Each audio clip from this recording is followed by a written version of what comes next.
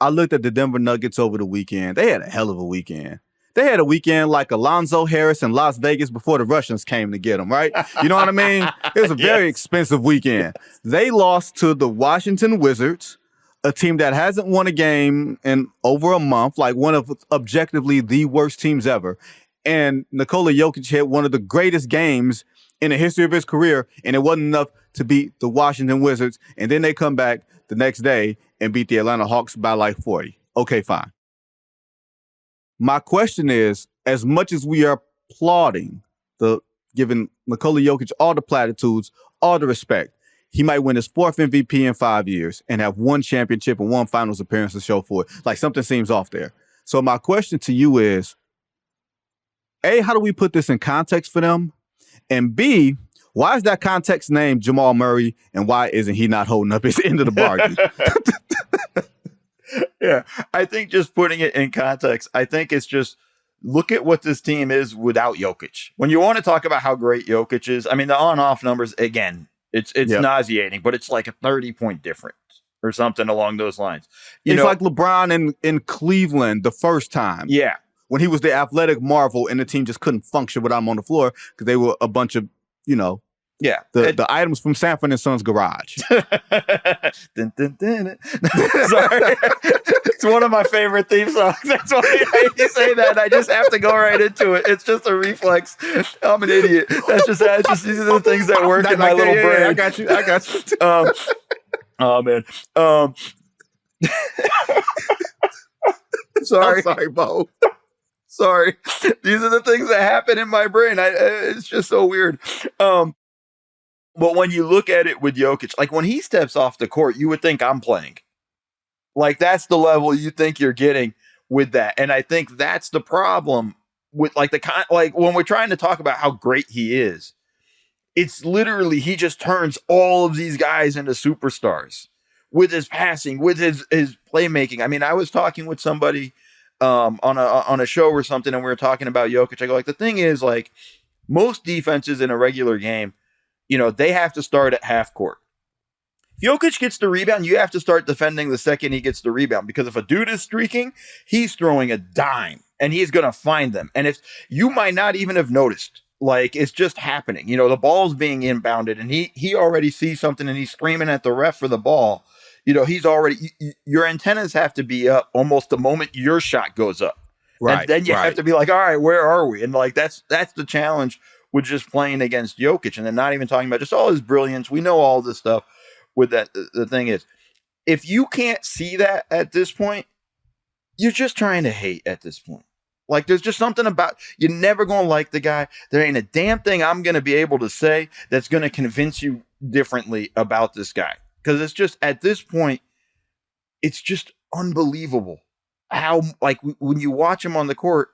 I've watched a ton of basketball in my lifetime, more than I probably should have. Why I sing Sanford and Son. But he does stuff where I'm like, oh, like how? You know what I mean? Like, he throws a pass where I'm like, how did he even see this in a way? And it's just, and then throwing the pass in a way in which he does it. It's almost, and I hope it's not blasphemous, but it's magic like. Yeah. Oh, yeah. Absolutely. Where you're just like, damn, like, I got to imagine when you become his teammate, the first few practices, you're just told, hey, man, just have your hands up. And they're like, what, it might hit you in the head. Yeah. Don't get hit in the head. Like, honestly, you're going to get hit if you're not paying attention. And in that sense, like, it's just, he is that good. And in that way, it's so hard to kind of, we've never seen a guy like this. And then the reason why everybody hates on him is he looks like the doughboy. Now, he's lost a lot of weight, but it's like dumpy looking a little bit, goofy looking. And you're not seeing amazing athleticism. He's not dunking on dudes. It's not a way where it's like, man, look at him. It's so ripped. It's not Giannis level. Right. The way we come to associate basketball players. No, man, he looks like the dude you sat with on the bus, on your way to the game and whatnot. And then he drops 56, 18, and 12 and, barely broke a sweat. Like, it's just, it's a level of greatness that I don't think we can fully comprehend. And it's frustrating. Well, it's weird because you look at the numbers, and this is my concern. And it is a concern of mine because I think about, I'm a historian, the people who know me, who listen to this podcast, I go through this sort of spiel, but I think of players who won 3 MVPs in 4 years. And I go back as far as playoff expansion being 1984, 4 playoff rounds, 16, at least 16 games, right? 3 MVPs in 4 years. Here's the list.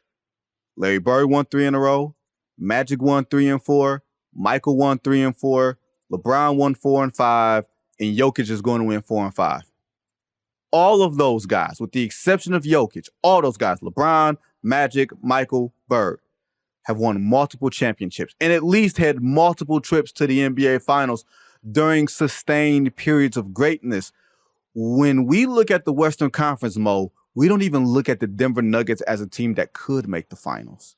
No, I mean, they could, right? They could. No, but we're stretching ourselves to say it. Well, look, they're 7th in the play-in. Like, they're in the play-in right now. Like, if we're not, it's one of those things where we're saying they could in the sense of, like, any of the 8 teams that get to the playoffs can get to the finals. It's an actual fact. Right.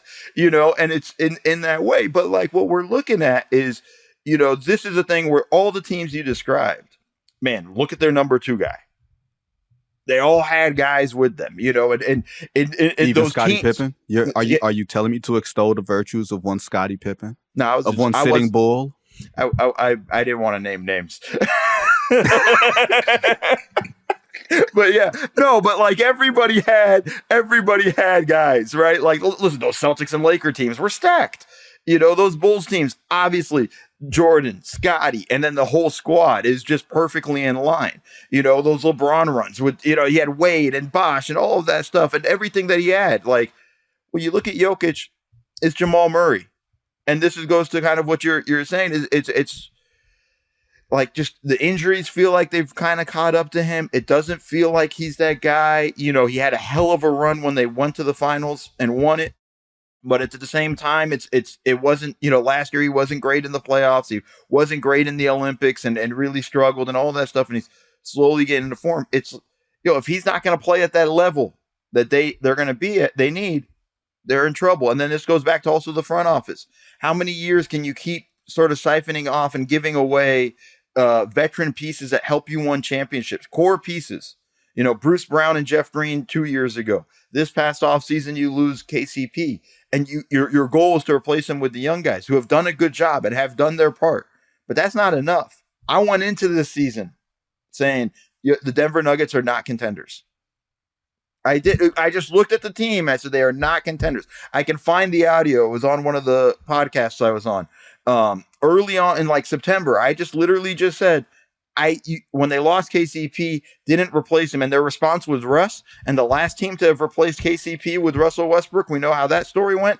Like, you're just kind of, I just said, like, that's not enough. You know, they don't shoot enough threes. You're hoping Michael Porter Jr. is going to be that guy. We know what he is at this point. You know, it's all these stuff. Like, there's just not enough with this team. And I look at the front office. You can't kind of give away these guys and start worrying about that stuff. When you have a guy like Jokic, you got to maximize it, make moves, and bring in stuff. The way the team's currently constructed, they can't be contenders in my book. They're just not there. And as good as the West is, it's too damn difficult. It's not just the CBA, right? It's ownership being on the cheap side. Like, I think Christian Brown has been better than anybody could have expected this year. Like, from like him, his athleticism, the element of athleticism that he has, the 3-point shooting that he has, but nothing's in volume. Like, nobody is taking things in abundance. Even Jokic isn't taking, but you can't ask him to do more than he's done. I want him to do less so he can have more down the stretch in terms of gas, because Mo, I covered that Western Conference semifinal series against Minnesota. He looked tired. And he didn't look tired because he wasn't in shape. He looked tired because he was tired of carrying this carcass of a team. Your back hurts. Your back hurts. It's like, I got all this on my back. Like, what? You need to find guys that could take the stuff off of their shoulders so that he doesn't have to have these amazing nights for them to almost beat the Washington Wizards. Like, this is the stuff that you're dealing with. And it's so reminiscent of the Mavs after they won the championship with Dirk. And I'm so afraid we're going to run into the situation where Jokic is going to just be all by himself. And they're slowly going to start getting rid of guys and things and tell them, no, this guy's going to be good. This is going to happen or whatnot. It's not going to be enough, man. Like, it's just not enough in the way the league is. And okay, fine, whatever. CBA, all that stuff. When you have a chance to win a championship, that's when you have to pay the prices. That's when you pay the prices. The only time you don't have to pay the prices is when you suck. And that's really the deal. So I think for me, it's just, I look at them going like, they're really just kind of giving this thing away.